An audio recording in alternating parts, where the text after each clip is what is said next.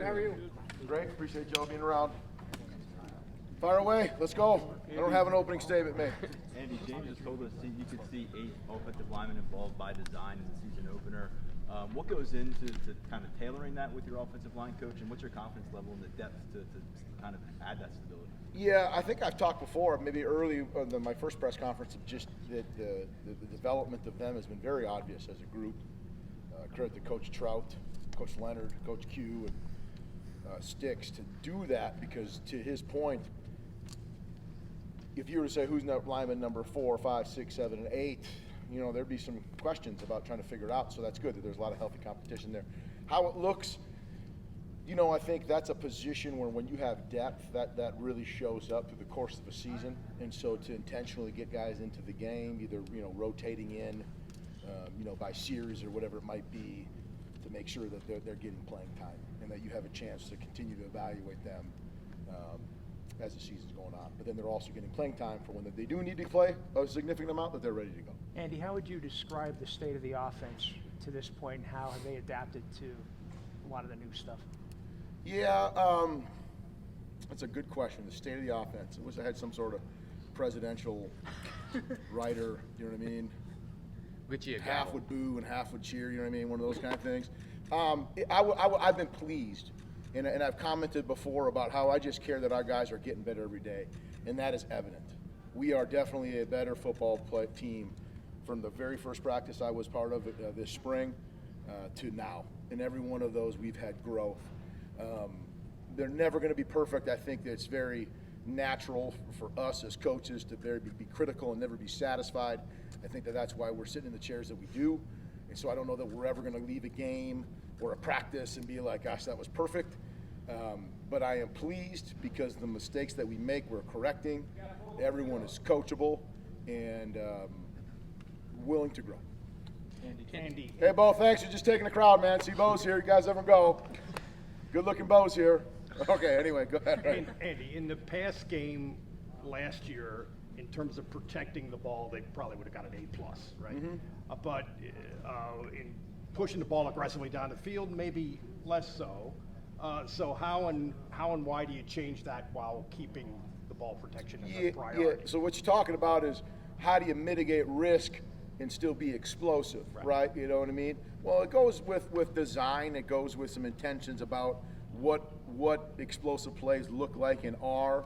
Obviously, people think about explosive plays and think about shots down the field, perhaps, and that might be part of it, but that's not going to be all of it, right? So the intention of maybe setting up plays that are complementary, the intention of putting your players in their best position possible to succeed, and the intention to make sure that you are pressing the ball down the field enough, and that you do have a plan or a vision for how much that needs to occur.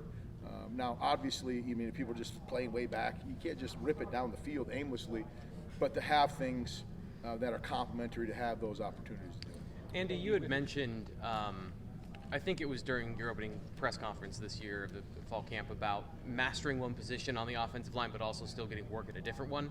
I believe is how you phrase it. Is that similar to what the receivers do, where you kind of have a home base and then you learn a different position, or is it really fluid where any guy can play any position running any route? Yeah, I would say that it's fluid, but we are thoughtful in that, hey, today this guy is going to play X, and then maybe 2 days from now he's going to play all Z. Sometimes maybe if a person's going to miss part of practice or practice, that happens organically and it forces us to have to do that. But I always challenge all of our players, and really not just receivers and alignment, but like to really diversify your skill set. They all want to play at the next level, and we want that for them. Playing at the next level, like, you have to be a diverse player. You can't just be, I'm only the left tackle. If you want to play and stay, you have to have some diversity to your skill set. And so we want to intentionally be able to train players to do a lot of those things.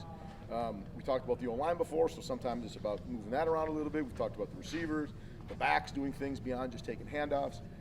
So you have to kind of just, your plan, your curriculum, if you want to call it that, through spring, summer, and fall has to include moving around and cross-training players. Is there an asset or a facet of like complementary skill sets out there, in terms of even tight end, receiver, running back, getting enough of different things on the field? Yeah, yes, to your point, like you can't have a bunch of slow people, right? And you can't have a bunch of just really fast, weak people. right? So when you think about complementary people, I think maybe more about putting them out there to do the things that they do well, right? So if we have an elite speed player, put him in position to utilize his elite speed. If we have a great change of direction or physical, whatever, receiver, put him in a position to do that. If you have a tight end who's better at blocking versus receiving, put those guys in positions. I know that sounds cliche, like, yeah, Doug, coach, I play Madden and then the new college 20 football game, so I know how to do that. But actually getting players to execute those things, and more importantly as coaches to reflect and really have enough evidence to feel confident in saying that this player can do this really well, he'll be able to do that for us on Saturdays.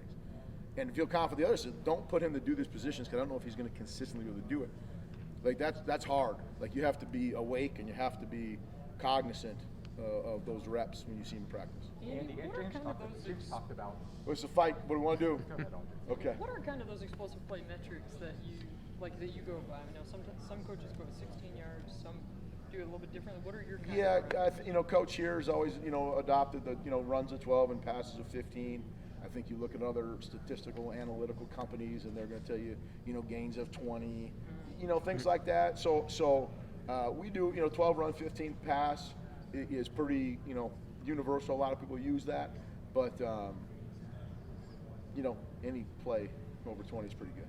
And do you have a certain percentage? Like I know sometimes coaches will always use to say, hey, we want X amount of our plays be explosive gains. Or Yeah, if you can be around 15%, you're doing pretty good.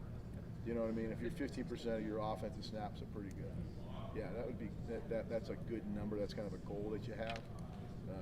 Of course, some of those can be offset with turnovers and vice versa, right? So you can be a good offense if you protect it. The bottom line is you got to score. And people talk about explosive plays, and we talk about explosive plays because there's a lot of statistical data to demonstrate that if you score, or if you're going to go on a scoring drive, you're going to have explosive plays in that drive. Right. That's how it happens. You've done this.